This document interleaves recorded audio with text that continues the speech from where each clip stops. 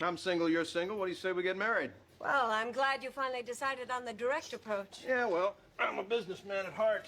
As am I. What's your offer? Single rich male seeks matrimony. Primary residence? Westchester County. Would you be open to considering a Man, secondary this is residence so in true. Manhattan? Central Park West. South. It's like I was saying earlier, where most people have an agenda for dating these days. Like you see here, they're actually negotiating the terms and weighing like their assets to really kind of like pinpoint their interest level. It's just this is so accurate, man. That's all I gotta say. Time spent together. 8 hours, 5 days a week. 7 hours, 12 hours weekends. 55 hours aggregate. Specifics to be determined later. I'm amenable to that. Children. 1, 3. 2. Done. But one of them has to be a male. I'll see what I can do. Vacations. December, Hawaii. June, the vineyard. June, fine, but Hawaii. Nope, the vineyard. Is that a deal breaker for you? I'm afraid so. Me too. Well, we gave it a shot. One wants to chill on the beach, one wants to sip on wine. So Better match? Thanks for the time. I feel like dating nowadays is so frustrating because we live in a world where we're so focused on who's getting played first, who has the most power in the relationship, what our masculines and our feminines are supposed to be doing. And because of what we see on the internet, we're so focused on what we think we're supposed to be doing instead of actually feeling and letting our relationships turn into what they're supposed to turn into.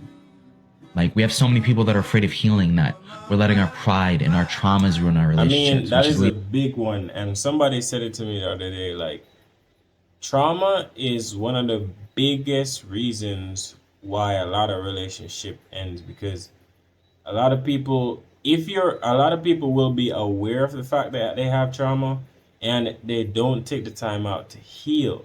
Because I have an ex-girlfriend, bro, that she is an emotional wreck. And even though she knew that, well, at the time when we dated, she was an emotional wreck.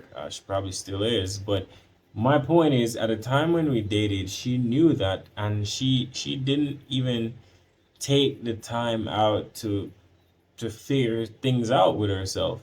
And because of that, she was just stuck in her old ways, and she just did whatever she wanted to do and kill the relationship. So yeah, I definitely agree. A lot of relationships end because of past trauma, man. Like, if you guys are aware of it, you need to deal with it. If it's a case where you're not aware, then that is understandable. But when you do become aware, take the time to deal with it. leading to more commitment and trust issues, which is leading to more people looking for Hookups. Nobody I'm wants not to commit, interested man. in all of these surface level relationships. I'm looking for a deep rooted connection That's with hard somebody to that find. I actually care about. So much for giving grace. Hard to I'm not a find. surface level dating type of guy. I don't really care about your past. I'm from the ghetto. I'm from the lands. Nothing that you done in your past doesn't matter to me because that was before me. After me. Nah, this guy is just full of crap. If you hear, ladies, if a guy says this to you, don't trust him. Please. Listen to me, don't trust him, okay? We do care about your past. If you had a train run on you 10 years ago, yeah, we're gonna care. And when we find out that you had a train run on you, oh my God, our perception is gonna change. Regardless if we want to or not, it doesn't matter how much we love you, it is gonna change. So your past does matter. Don't listen to what this guy says.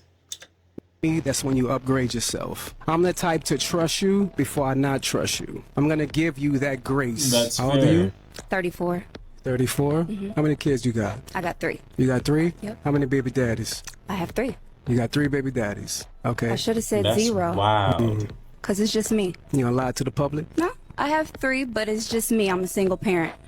There's no man in my life. That's But wow. my first child, his father passed Three away. and the daddies. other 2 are nowhere to be found. They do you like that? What's wrong with them? Something. Only God Or knows. is there something wrong with you? Okay, how many kids you have? I have 2. How many baby daddies? 2. Two? So you didn't think after the first one that you wanted to marry the next one? That's what matters. Your first one is given. Your second one, the mistake is on you. Oh, is it?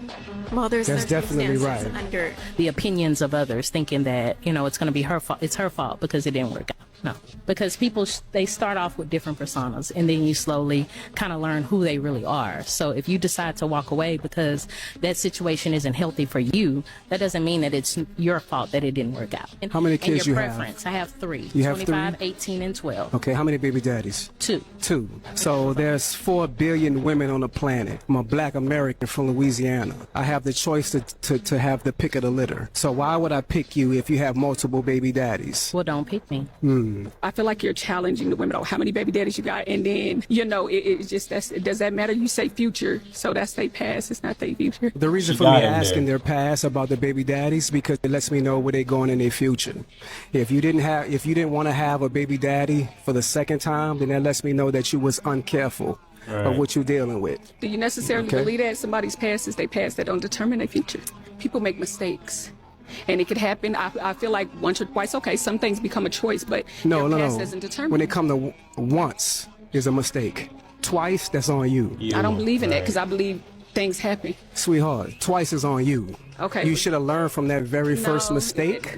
of course But the not. fact that you chose the wrong man to have kids with, and secondly, not to have a marriage after the next one. I done known people to be married for a long time and it don't work out, baby. So yeah, you are no, honey, but Okay. you're too aggressive now. No problem. Is it me, or was he definitely interested in their past?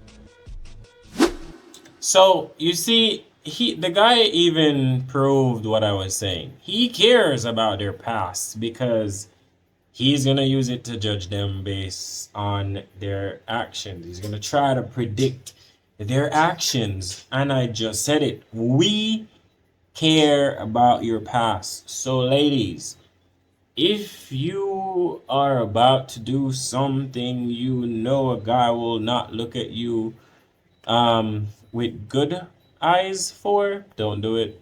If you care about having a long-term relationship in the future, don't do it. If you want to get, well, marriage and long-term will pretty much fall in the same bracket, but you get the idea. If you care about having something meaningful in the future, do not do it, because even if you do it and say, oh, I can just lie about my past, no, it doesn't work like that. Because things you do, it shows in your actions. And then again, a lot of times you have ways of snitching on yourself. And a lot of times things get exposed in some of the time the simplest or interesting or unpredictable ways. So all I'm saying is, if you truly care about having a certain future, please don't do this nonsense, man. And yes, the female had a very good point when she said that start off a relationship and personas change. But really and truly is, I admit that some persons are very good at pretending. But what I've grown to understand from my previous relationship is that over time you guys grow, and you, depending on where the relationship is headed, certain aspects of your persona changes. And that's why it's very important to like have great communication. And I believe that you should have rituals in a relationship. Now, I'm not talking about no satanic or cultic crap, man. No, that's not what I'm talking about. I'm talking about, let's say you guys go out on a date probably once or twice a month. You guys probably like have weekly family meetings. You have transparency in your communication. Just those are just some examples, like rituals or traditions. Those are the things that really help you guys keep on bonding, because the truth is, you both are individuals, and over time when you grow, you change. So in order for the relationship to adapt to those changes between both individuals, you have to find a way to make those two personalities harmonize, just like in the beginning. That's why I always tell people, like, if you want to be in a relationship that lasts 10 years, 15 years, 20 years, you're gonna have to be willing to put in the work, because it's not gonna be easy. People do grow, they change, interests fade, new interests develop. There's a lot of things, bro.